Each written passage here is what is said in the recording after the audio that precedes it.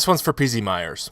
PZ, I've been reading your blog for some time, and I find a lot to like about it, but there's a lot that I disagree with very strongly, although this is the first post I've actually seen that I really thought needed a response. I generally like you even when I completely disagree with you, so I'm not going to flame at you too badly.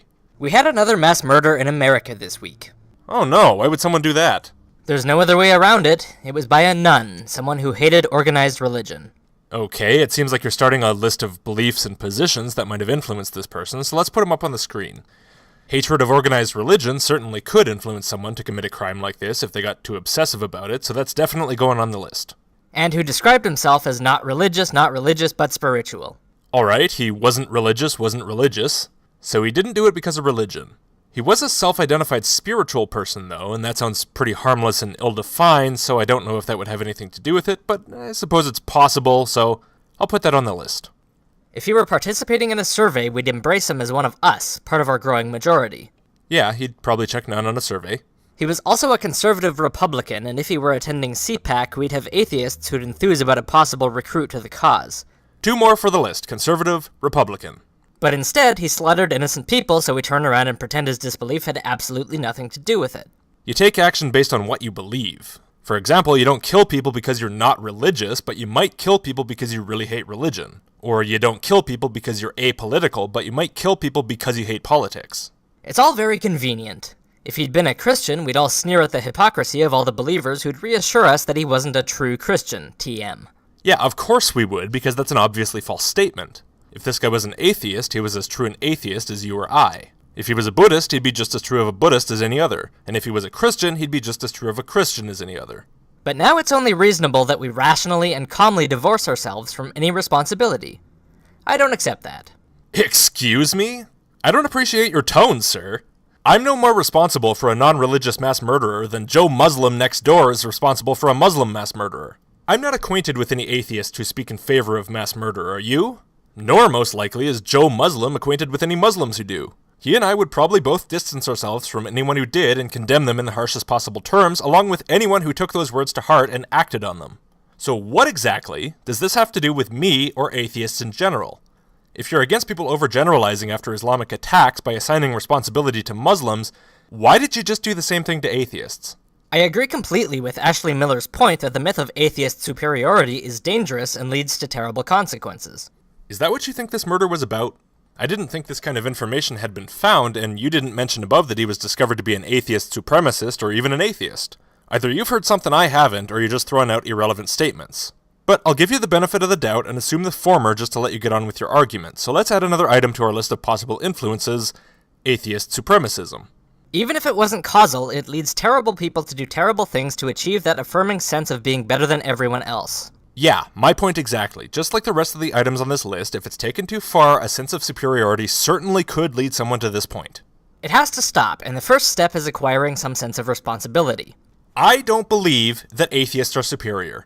I've known way too many abjectly stupid atheists to be under any kind of delusion like that. Losing your religion or never having one to begin with doesn't make you smart, even if it does make you correct on one issue. And I hardly know anyone who has this unjustified sense of superiority. I know of a few, but not many. So again, why precisely should I or they acquire a sense of responsibility? Am I responsible for the idiotic beliefs of some killer? Now let there be no confusion. I condemn him, I condemn his actions, I condemn whatever stupid beliefs caused him to go on this rampage. And if anyone's willing to defend him, then yeah, they should stop doing that. But I've never done it, and I never will, and nor has any atheist that I know. So stop trying to foist blame onto a group that played no role in this. But of course, some of our self-appointed leaders want nothing to do with that. They want nothing to do with acquiring responsibility for an event that has absolutely nothing to do with them? That shouldn't surprise you. Really, what you just said isn't even good enough to be called guilt by association because you didn't even bother to demonstrate any association at all. You don't know if this guy read anything by these so-called leaders unless you have some special insight that nobody else has. If you did, you could at least try to create a moral panic about those kids listening to Marilyn Manson and playing with them He-Man toys and playing D&D while they read the God Delusion. But you can't even get that far. It never fails that if you want to see the insufferable smugness of delusional atheists, all you have to do is turn to PZ Myers. Sam Harris. Okay, now we're into the Harris quote. No rational atheist, or new atheist, holds religion accountable for every idiotic or unethical thing religious people do. Actually, probably some new atheists do that. I've seen some who would identify as new atheists who really do spread blame too broadly, but in general I get the point. Most of us recognize that individuals are individuals and subgroups are subgroups, and their actions don't reflect on everyone who shares a particular opinion. But on the other hand, apparently you, PZ, think atheists have responsibility for some wacko who shut up a school based on nothing more than he identifies as non-religious. We blame a religion only for what its adherents do as a direct result of its doctrines, such as opposing gay marriage or killing apostates. Yes, and this is as it should be. We shouldn't blame Islam for some Muslim getting pissed off about an IRS audit and shooting up an office building, and we especially shouldn't claim all Muslims are responsible for it. That would be indefensible anti-Muslim bigotry. Atheism has no doctrines. Until PZ manages to get his way, but yes, this is correct. Atheism is simply an absence of something. It's not that you say you are something, it's that you say you're not something. Are you a Muslim? No, I'm not a Muslim. Now, what do you know about this person's attitude toward human life? Not much. Almost certainly, this person has attitudes toward human life based on all sorts of good or bad justifications, but these attitudes, even if you slap the label atheist on them, are still ideas that are present, not ones that are absent, and therefore something different. It does not demand that a person do anything or refrain from doing anything on the basis of his unbelief. Right, again, unless PZ gets his way.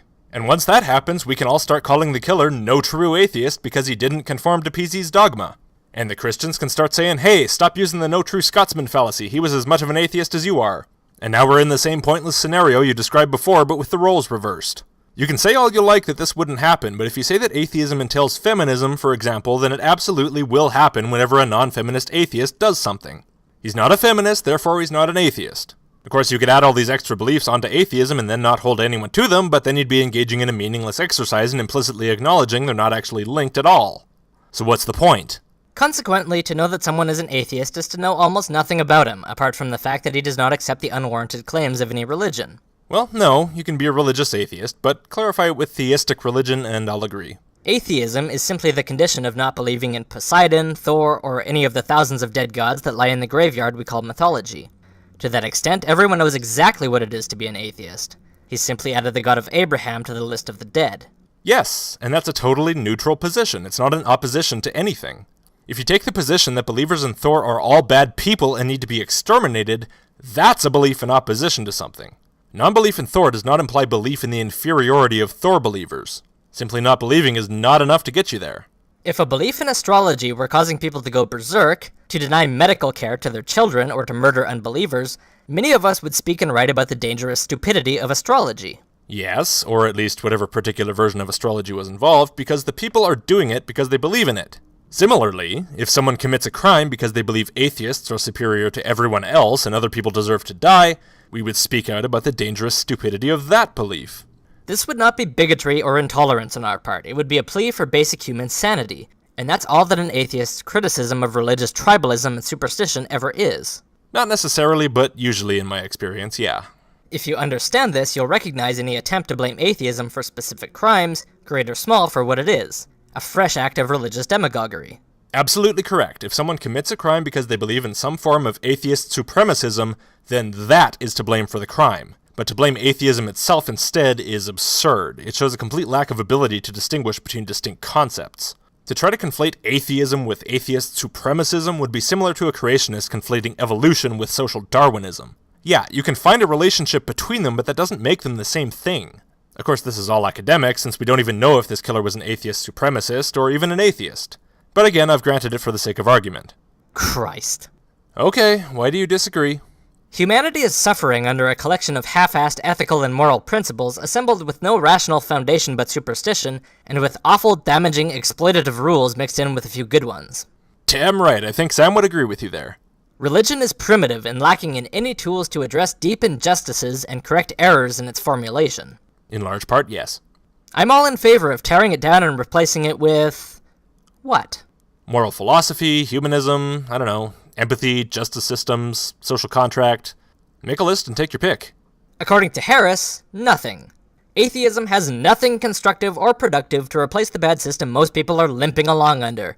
Rip it all out and apparently brute reason can be trusted to evolve something better. If I didn't believe in God, why wouldn't I go around raping and murdering, right, PZ? Yeah, it's true. Atheism doesn't have anything to replace any other system. There are non-theistic systems, but these aren't inherent to atheism. When you try to wedge them in where they don't fit, you just end up creating more problems than you solve. All of a sudden you've got newly deconverted Christians and Muslims who are told they better be feminists right now or they're not true atheists, and can you guess where that kind of response will push them? Aside of that, why are you engaging in this religious-style thinking that assumes people are generally bad? Deconversion is not the process of taking good religious people and turning them into bad non-religious people. People generally stay about the same as they were before because the religion was never the core of their morality. There were other things holding them back from doing awful stuff. When someone deconverts, they might feel cast into an empty moral void, but they're actually not. There are countless systems of thought and moral compasses that they can latch onto, and they already latched onto some of them while they were religious. Atheism does not need to be transformed into another one of those systems. As I said, all that can lead to is more confusion and less acceptance of newcomers who might be open to the ideas of whatever philosophy is tacked onto atheism, but who aren't quite there yet. I really don't see any reason to drive current and future atheists away by redefining atheism as a system of rules, when you could just let atheism be the lack of theism and introduce fresh atheists to new philosophical ideas so they can choose what makes the most sense to them. If you argued well for your positions on social issues, you'd wind up with the outcome you want anyway. And you'd still have to convince people to accept your positions whether they were defined as part of atheism or not. Otherwise, they'd just throw them out or stop identifying as atheists. Never mind that the same atheists who adore the irresponsibility of the idea that their beliefs impose no demands on them. Your beliefs can impose demands on you. They don't necessarily do so, but they can. Who's asserted otherwise? In fact, Sam Harris has been engaged for years in an exhausting battle to convince regressives of just that. ISIS has nothing to do with Islam, my ass. Are also the same atheists who so detest equality that they spit on feminism, that they so obliviously love their privileges that they scorn the whole concept of social justice. Hold on. Now you're telling me that people who don't want to misrepresent atheism are anti-feminists or anti-SJWs? You really want to have your cake and eat it too? I mean, if you can't have atheism redefined to include feminism and social justice, you'll just redefine opposition to your redefinition to include anti-feminism and anti-social justice, even though that opposition could just as easily come from feminists and SJWs. If you can't convince people to join you in redefining atheism, you'll redefine them as opponents to your ideology. If people don't like how you mangle language, they're the devil. If unrelated concepts aren't being conflated, you feel like you're not doing your job right, apparently.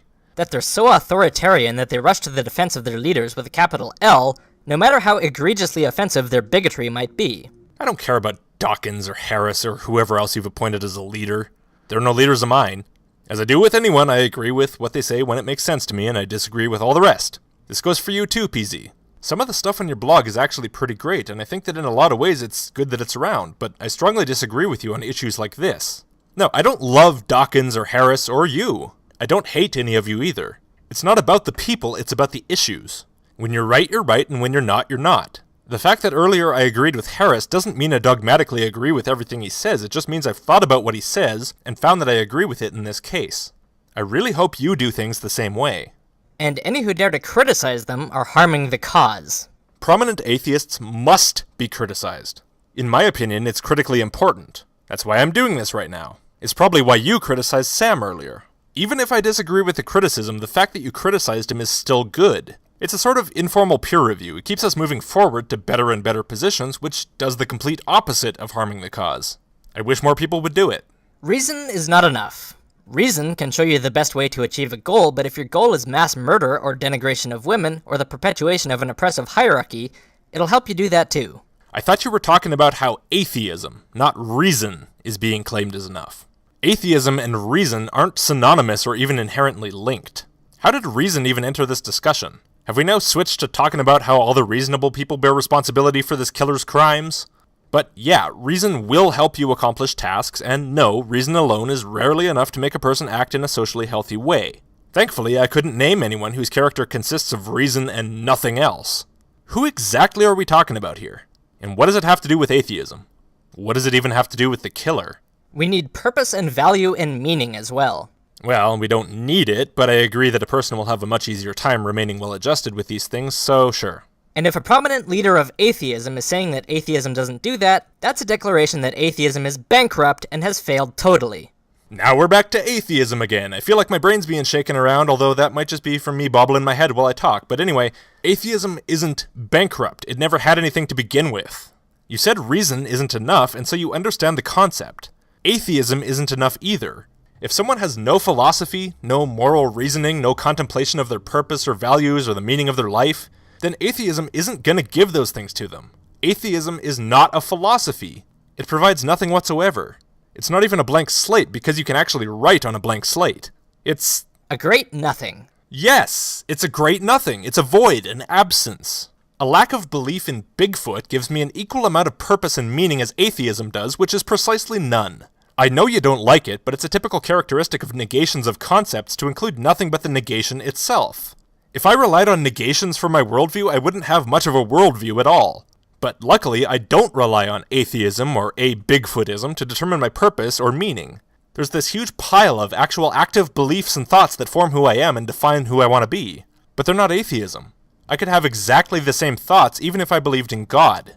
Atheism is irrelevant to my character other than that it means theism is irrelevant to my character. But you should notice that you've written yourself into a corner here. If you're trying to argue that atheism necessarily includes elements of a worldview, all you accomplish is to exclude people and call them not true atheists. And the defense that you're just trying to point out implications of atheism but not exclude people isn't available to you because if you aren't trying to argue that atheism necessarily includes that worldview, then you actually understand that those elements are not part of atheism. And atheism actually is the great nothing that you insist it should not be. So you're either an exclusionary asshole or a dictionary atheist, and I don't think you want to be either of those things. That's not my atheism, though. It's really odd that despite your redefinition of atheism, a little while ago you were calling people atheists who don't share your views. Sam Harris, Chris Harper Mercer.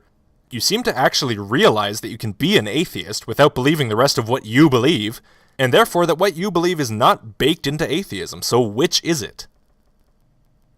Look, you can define atheism however you want, but that doesn't change the facts. You lack religion, and you've built up your own moral system and belief system from other sources. They're not atheism, they're feminism and social justice and science and whatever else. If I had never heard of you and you came up to me at a conference and said, "Hi, I'm PZ and I'm an atheist," I would have no idea what you did in your spare time, or what purpose or value you assigned to anything, or whether you believed in reincarnation, or whether you were a rational person, or a conservative, or a spiritual person, or someone who hated religion, or a mass murderer, or anything. No idea at all. So I would ask, "Hi PZ, that's interesting. What's your opinion on mass murder?" For example. I argue that the absence of gods gives greater prominence to the interdependence of the human community. It doesn't necessarily. If you think the killer was an atheist, then isn't he a prime example? What you're talking about again is not the lack of belief in gods. It's the presence of belief in some sort of principle of social cohesion that isn't defined by theism. Again, that's not atheism. And adds greater weight and urgency to the importance of empathy and equality and all those human values. Again, I mention your atheist killer. No, if someone looks at the world and doesn't see a god, then they're atheist, regardless of any change they have in their opinions later. If after their deconversion they start thinking, so what does the absence of God mean for society? Now they're developing a social philosophy. But even if they never thought this ever in their entire life, they would still be an atheist.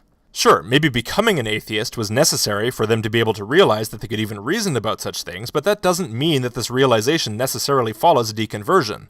And if it doesn't, is that person worse for it? Are they any less of an atheist? Or are they just being true to themselves? But if atheism is now a label that allows us to nonchalantly disavow responsibility for the actions of those within our own group, perhaps it's time to disband the whole idea of an atheist community. No community is responsible for the actions of those within it unless that community generally promotes those actions. This is an unfair smear, not just on atheists, but on members of all kinds of groups everywhere. If you're a member of some group, you better make sure no other member ever does anything wrong because you'll be held accountable. Painting a whole group with responsibility for the crimes of one member is sheer bigotry. But then it's also clear that my vision of what atheism ought to be is a minority view. Good!